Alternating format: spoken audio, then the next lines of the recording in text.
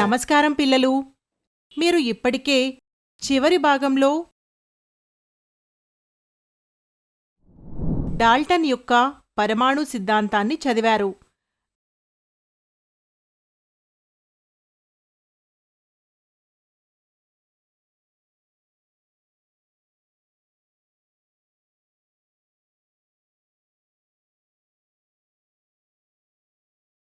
ఈరోజు మనం element symbol గురించి తెలుసుకుందాం. కొత్త పాఠాన్ని ప్రారంభించే ముందు మునుపటి అంశాన్ని రివైజ్ చేద్దాం. మూలకాలు పరమాణువులు అని పిలువబడే చాలా చిన్న కణాలతో కూడి ఉంటాయి.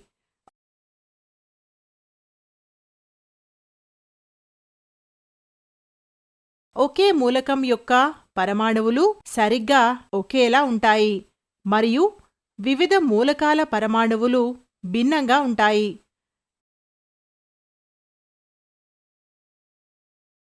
అణువులను విభజించడం, సృష్టించడం లేదా నాశనం చేయడం సాధ్యం కాదు.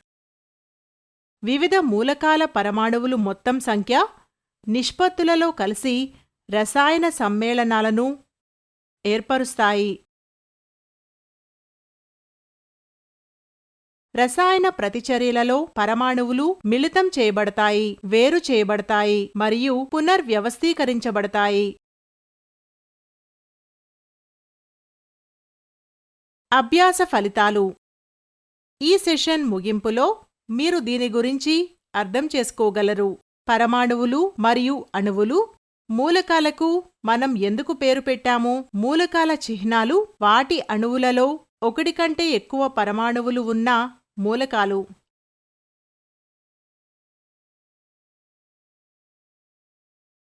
కీలక పదాలు. మూలకం. మూలకాలు అంటే సిగ్మా రకం పరమాణువును కలిగి ఉంటాయి. ఉదాహరణకు హీలియం, బంగారం, వెండి మొదలైనవి. పరమాణువు అణువులు పదార్థం యొక్క అన్ని లక్షణాలను కలిగి ఉన్న పదార్థం యొక్క అతి చిన్న కణం. మాలిక్యూల్. రెండు లేదా అంతకంటే ఎక్కువ సారూప్య పరమాణువులు రసాయనికంగా బంధించబడినప్పుడు అణువులు తయారవుతాయి. చిహ్నం. మూలకాల యొక్క సంక్షిప్త ప్రాతినిధ్యం. సమ్మేళనం. రెండు లేదా అంతకంటే ఎక్కువ పరమాణువులు ఒక నిర్ణీత నిష్పత్తిలో రసాయనికంగా బంధించబడినప్పుడు సమ్మేళనాలు తయారవుతాయి. ఇది నేటి పాఠం యొక్క కాన్సెప్ట్ మ్యాప్. మీరు ఎప్పుడైనా గోడలు నిర్మించడాన్ని గమనించారా? ఈ గోడల నుండి ఒక గదిని, ఆపై భవనాన్ని ఏర్పరచడానికి గదుల సమాహారం ఏమిటి? భారీ భవనం యొక్క బిల్డింగ్ బ్లాక్ ఏమిటి? ఇటుక బిల్డింగ్ బ్లాక్. కాబట్టి ఇల్లు మొత్తం ఒక విషయం అయితే ఇటుక దాని అణువు కావచ్చు.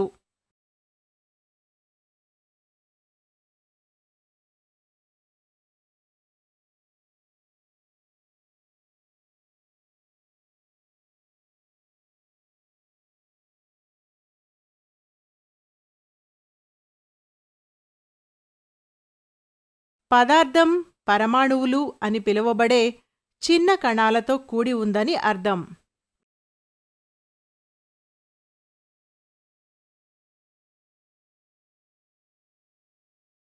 పరమాణువులు చాలా చాలా చిన్నవి.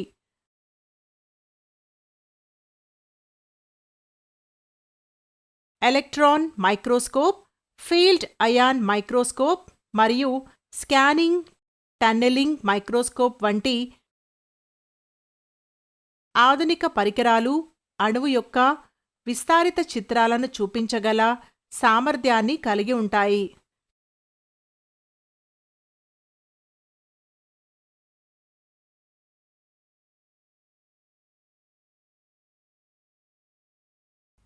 చిన్న మొత్తం పదార్థంలో కూడా ఉండే పరమాణువుల సంఖ్య చాలా పెద్దది.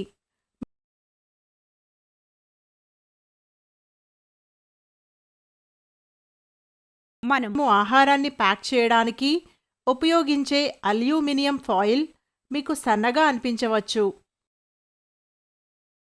కాని దాని మందంతో పాటు లక్షల్లో అణువులు ఉంటాయి. అవి గోళాకారంలో ఉంటాయి. పరమాణువు యొక్క పరిమాణం దాని వ్యాసార్థం ద్వారా నిర్ణయించబడుతుంది. పరమాణు వ్యాసార్థం నానోమీటర్లలో కొలుస్తారు. 1 మీటర్ 10⁹ నానోమీటర్లకు సమానం. కాబట్టి స్వతంత్ర ఉనికిని కలిగి ఉండే కణాలన్నింటిలో పరమాణువులు అత్యంత ప్రాథమికమైనవి అని మీకు స్పష్టంగా ఉంది. కానీ 2 లేదా అంతకంటే ఎక్కువ పరమాణువులు కలిసినప్పుడు ఏమి జరుగుతుంది?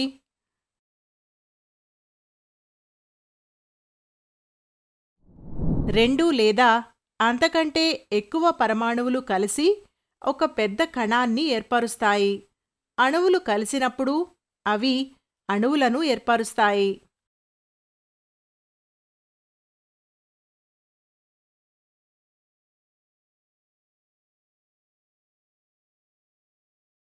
ఒక పదార్థం యొక్క కణాలు ఒకే రకమైన అణువును కలిగి ఉన్నప్పుడు ఆ పదార్థాన్ని మూలకం అంటారు.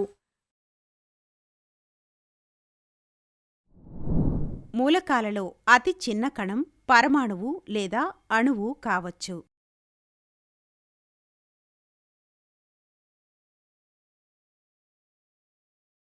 అతి చిన్న కణం పరమాణువు అయినా అనేక మూలకాలు ఉన్నాయి.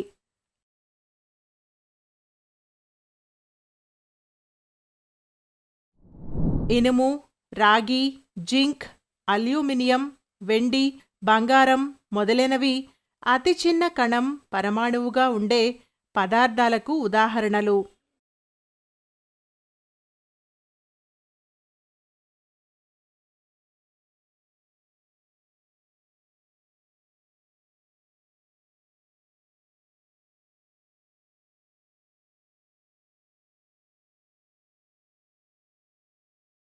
ఆక్సిజన్ మరియు నైట్రోజన్ అనేవి రెండు సారూప్య పరమాణువుల కలయికలో ఉండే పదార్థాల ఉదాహరణలు.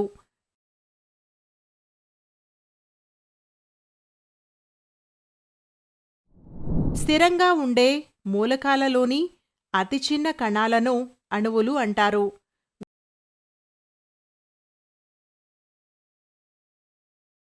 ఉదాహరణకు ఒక సోడియం అణువులో ఒక సోడియం పరమాణువు ఉంటుంది. కానీ ఒక ఆక్సిజన్ అణువులో 2 ఆక్సిజన్ పరమాణువులు ఉంటాయి.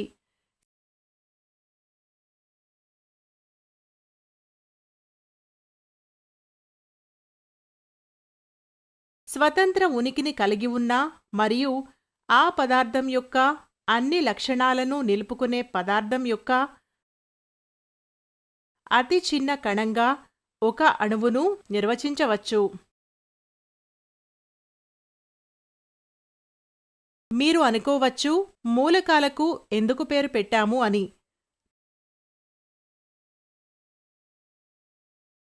ప్రపంచంలో చాలా భాషలు ఉన్నాయి. వివిధ భాషలలో ప్రతి మూలకం యొక్క విభిన్న పేర్లను తెలుసుకోవడం సాధ్యం కాదు. శాస్త్రవేత్తలు గందరగోళం లేకుండా కమ్యూనికేట్ చేయడంలో సహాయపడడానికి ప్రతి మూలకానికి ఒక పేరు కేటాయించబడుతుంది.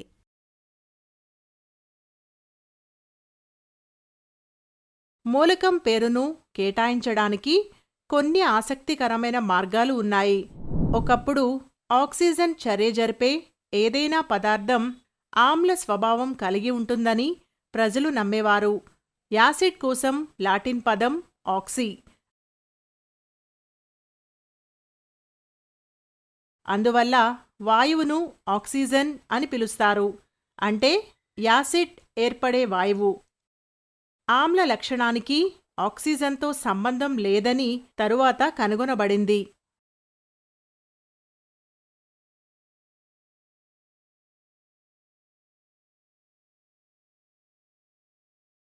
సూర్యునిలో మొదట కనుగొనబడిన వాయువుకు హీలియం అని పేరు పెట్టారు, ఎందుకంటే సూర్యుని గ్రీకు పేరు హీలియో.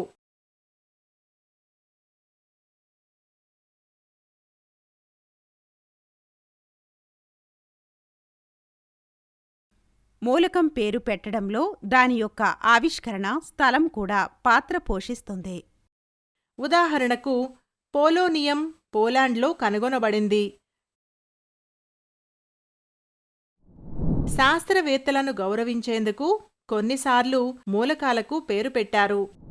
ఉదాహరణకు ఐన్స్టీనియం, ఫెర్మియం,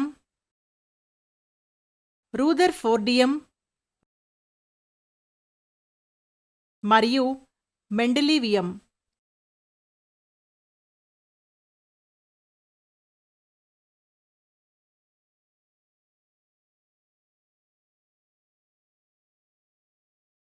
కెమిస్ట్రీలో చాలా ప్రతిచర్యలు ఉంటాయని మీరు తప్పనిసరిగా గ్రహించి ఉండాలి. ప్రతిచర్యను వివరించడానికి ప్రతిసారి మూలకాలు మరియు సమ్మేళనాల పూర్తి పేరును వ్రాయడం సమయం వృధా అవుతుంది.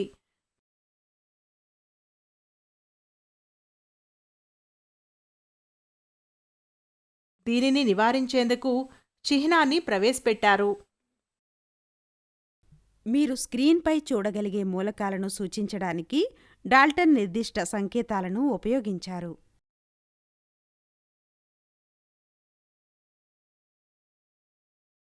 ఈరోజు మనం IUPAC international union of pure and applied chemistry ద్వారా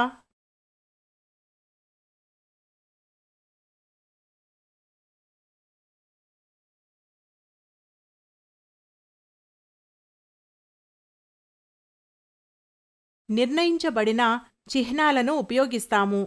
రసాయన చిహ్నాలను ఎన్నుకునే ప్రస్తుత పద్ధతి బెర్జెలియస్ కనుగొన్న పద్ధతిపై ఆధారపడి ఉంటుంది.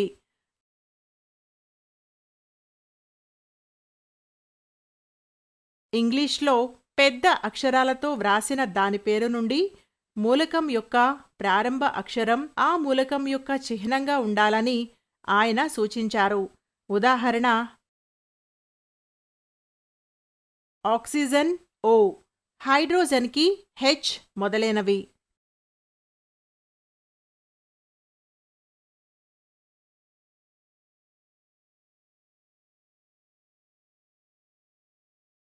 కాబట్టి మొదటి నియమం ఆంగ్లంలో మూలకం పేరు యొక్క మొదటి అక్షరం ఆ మూలకం యొక్క చిహ్నంగా మారుతుంది మరియు ఎల్లప్పుడూ పెద్ద అక్షరంగా వ్రాయబడుతుంది. ఉదాహరణకు ఆక్సిజన్కు O అని, హైడ్రోజన్కి H అని చెప్పవచ్చు.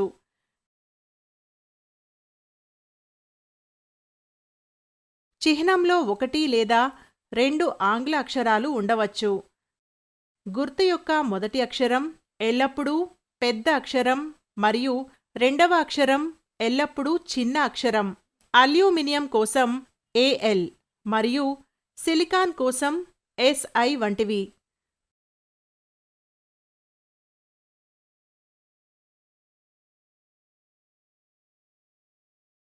కొన్ని మూలకాల చిహ్నాల పేరు యొక్క మొదటి అక్షరం మరియు ఒక అక్షరం నుండి ఏర్పడతాయి, తర్వాత పేరులో కనిపిస్తాయి. క్లోరిన్ యొక్క చిహ్నం Cl మరియు జింక్ Zn మొదలైనవి.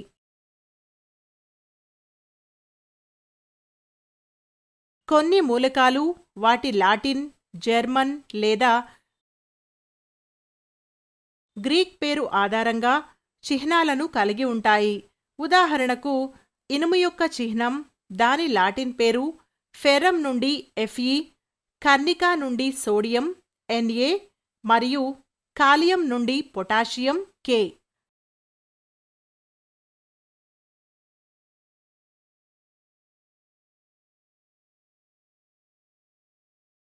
మీరు ఏం నేర్చుకున్నారు?